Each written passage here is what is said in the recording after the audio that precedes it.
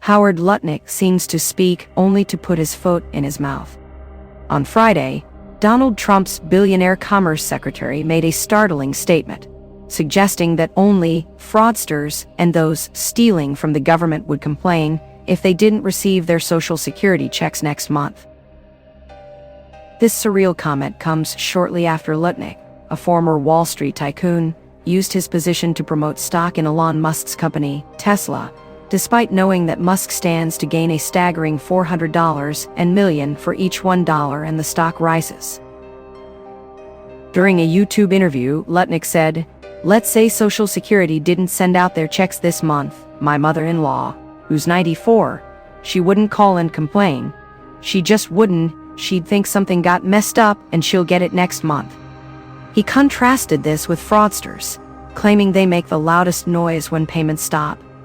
According to him, anybody who's been in the payment system and the process system knows the easiest way to find the fraudster is to stop payments and listen. Yeah, 'cause whoever screams is the one stealing.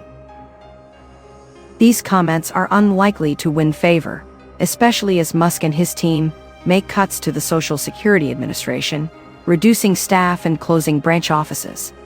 Approximately 69 million Americans depend on Social Security checks monthly, including 55 million retirees, 6 million widows, widowers, and orphans, and 8 million people with disabilities. For many, these checks are an economic lifeline. While a Wall Street billionaire's mother-in-law might not worry if her check is late, others might be concerned if theirs goes missing.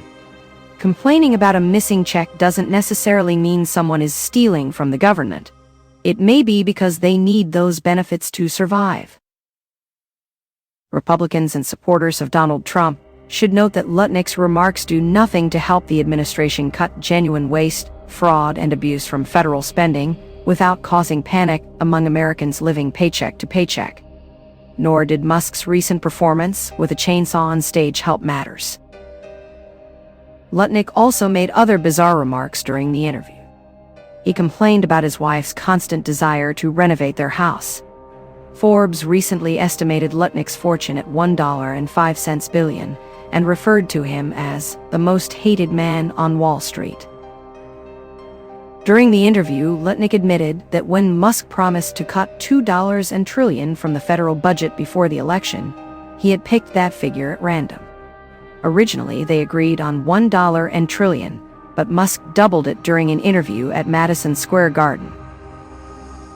Readers weren't fooled by Musk's claims, as MarketWatch ran the math at the time.